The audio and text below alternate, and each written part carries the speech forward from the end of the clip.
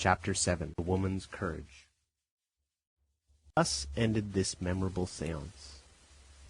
That conversation threw me into a fever. I came out of my uncle's study as if I had been stunned, and as if there was not air enough in all the streets of Hamburg to put me right again. I therefore made for the banks of the Elbe, where the steamer lands her passengers, which forms the communication between the city and the Hamburg railway. Was I convinced of the truth of what I had heard? Had I not bent under the iron rule of the Professor Liedenbrock? Was I to believe him in earnest in his intention to penetrate to the centre of this massive globe? Had I been listening to the mad speculations of a lunatic, or to the scientific conclusions of a lofty genius? Where did truth stop? Where did error begin? I was all adrift amongst 1,000 contradictory hypotheses, but I could not lay hold of one. Yet I remembered that I had been convinced, although now my enthusiasm was beginning to cool down. But I felt a desire to start at once, and not to lose time and courage by calm reflection. I had at that moment quite courage enough to strap my knapsack to my shoulders and start. But I must confess that in another hour this unnatural excitement abated. My nerves became unstrung, and from the depths of the abysses of this earth I ascended to its surface again. "It is quite absurd," I cried. "There is no sense about it. No sensible young man should for a moment entertain such a proposal. The whole thing is non-existent. I have had a bad night.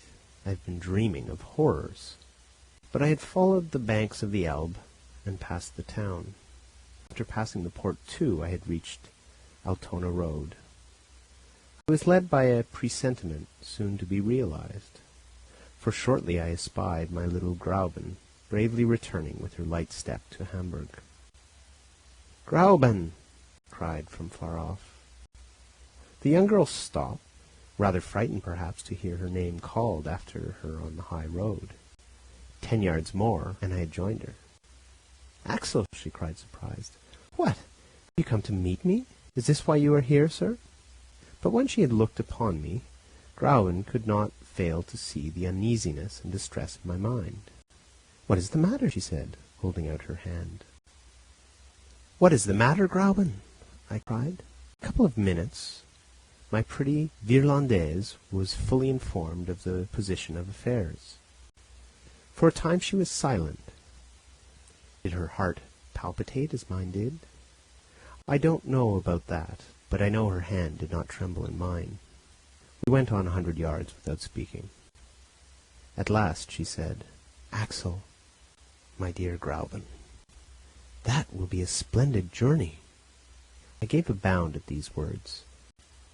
"Yes, Axel, a journey worthy of the nephew of a savant. It is a good thing for a man to be distinguished by some great enterprise." "What, Grauben? Won't you dissuade me from such an undertaking?" "No, my dear Axel, and I would willingly go with you, but that a poor girl would only be in your way." "Is that quite true?" "It is true." Ah, women and young girls, how incomprehensible are your feminine hearts! When you are not the timidest, you are the bravest of creatures. Reason has nothing to do with your actions. What? Did this child encourage me in such an expedition? Would she not be afraid to join herself? And as she was driving me to it, one whom she loved, I was disconcerted, and if I must tell the whole truth, I was ashamed. "Grauben, we will see whether you will say the same thing tomorrow." "Tomorrow, my dear Axel, I will say what I say today." Grauben and I, hand in hand, but in silence, pursued our way. The emotions of that day were breaking my heart. It was night when we arrived at the house in Koningsstrasse. I expected to find all quiet there, my uncle in bed as was his custom, and Martha giving her last touches with the feather brush. But I had not taken into account the professor's impatience. I found him shouting and working himself up amidst a crowd of porters and messengers who were all depositing various loads in the passage. Our old servant was at her wit's end. "Come, Axel, come, you miserable wretch!" my uncle cried from as far off as he could see me. "Your boxes are not packed. And my papers are not arranged. Where's the key of my carpet-bag? And what have you done with my gaiters?" I was thunderstruck. My voice failed. Scarcely could my lips utter the words. "Are we really going?" "Of course, you unhappy boy! Could I have dreamed that you would have gone out for a walk instead of hurrying your preparations forward?" "Are we to go?" I asked again, with sinking hopes. "Yes, the day after tomorrow, early." I could hear no more. I fled for refuge into my own little room. All hope was now at an end. My uncle had been all the morning making purchases of a part of the tools and apparatus required for this desperate undertaking. The passage was encumbered with rope ladders, knotted cords, torches, flasks, grappling irons, alpenstocks, pickaxes, iron-shod sticks, enough to load 10 men. I spent an awful night. Next morning I was called early. I had quite decided I would not open the door. But how was I to resist the sweet voice which was always music to my ears, saying, "My dear Axel"? I came out of my room. I thought my pale countenance and my red, sleepless eyes would work upon Gräuben's sympathies and change her mind. "Ah, my dear Axel," she said, "I see you are better. A night's rest has done you good." "Done me good?" I exclaimed. I rushed to the glass. Well, in fact, I did look better than I had expected. I could hardly believe my own eyes. "Axel," she said, "I have had a long talk with my guardian. He is a bold philosopher, a man of immense courage, and you must remember that his blood flows in your veins. He has confided to me his plans, his hopes, and why and how he hopes to attain his object. He will no doubt succeed. My dear Axel, it is a grand thing to devote yourself to science. What honor will fall upon Herr Liedenbrock, and so be reflected upon his companion. When you return, Axel, you will be a man, his equal, free to speak and act independently, and free to—" The dear girl only finished this sentence by blushing. Her words revived me, yet I refused to believe we should start. I drew Gräuben into the professor's study. "Uncle, is it true that we are to go?" "Why do you doubt?" "Well, I don't doubt," I said, not to vex him. "But I ask, what need is there to hurry?" Time flying with irreparable rapidity." "But it is only the 16th of May, and until the end of June—" "What, you monument of ignorance! Do you think you can get to Iceland in a couple of days? If you had not deserted me like a fool, I should have taken you to the Copenhagen office, to Liffender and Company, and you would have learned then that there is only one trip every month from Copenhagen to Reykjavik, on the 22nd. Well, if we wait for the 22nd of June, we should be too late to see the shadow of Skartaris touch the crater of Sneffels.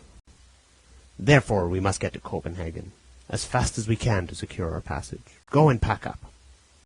There was no reply to this. I went to my room. Gräuben followed me. She undertook to pack up all things necessary for my voyage.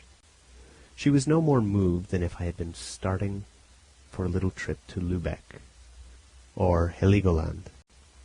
Her little hands moved without haste. She talked quietly. She supplied me with sensible reasons for her expedition. She delighted me, and yet I was angry with her.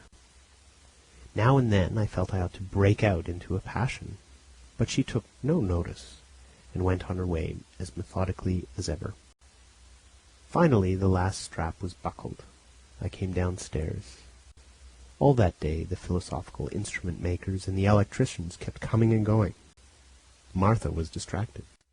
"Is master mad?" she asked. I nodded my head. "And is he going to take you with him?" I nodded again. "Where to?" I pointed my finger downwards. "Down into the cellar?" cried the old servant. "No," I said. "Lower down than that." Night came, but I knew nothing about the lapse of time. "Tomorrow morning "At 6 precisely," my uncle decreed, "we start." At 10 o'clock I fell upon my bed, a dead lump of inert matter. All through the night the terror had hold of me. I spent it dreaming of abysses. I was a prey to delirium. I felt myself grasped by the professor's sinewy hand, dragged along, hurled down, shattered into little bits. I dropped down unfathomable precipices with the accelerating velocity of bodies falling through space. My life had become an endless fall. I awoke at 5 with shattered nerves, trembling and weary. I came downstairs. My uncle was at table, devouring his breakfast.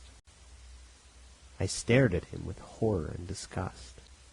But dear Gräuben was there, so I said nothing, and could eat nothing. At 5:30 there was a rattle of wheels outside. A large carriage was there to take us to the Altona railway station. It was soon piled up with my uncle's multifarious preparations.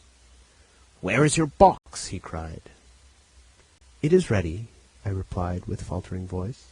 "Then make haste down, or we shall lose the train." It was now manifestly impossible to maintain the struggle against destiny. I went up again to my room, and rolling my portmanteaus downstairs, I darted after him. At that moment my uncle was solemnly investing Gräuben with the reins of government. My pretty Virlandaise was as calm and collected as was her wont. She kissed her guardian, but could not restrain a tear in touching my cheek with her gentle lips. "Gräuben," I murmured. "Go, my dear Axel, go. I am now your betrothed, and when you come back I will be your wife." I pressed her in my arms and took my place in the carriage. Martha and the young girl, standing at the door, waved their last farewell, and then the horses, roused by the driver's whistling, darted off at a gallop upon the road to Altona.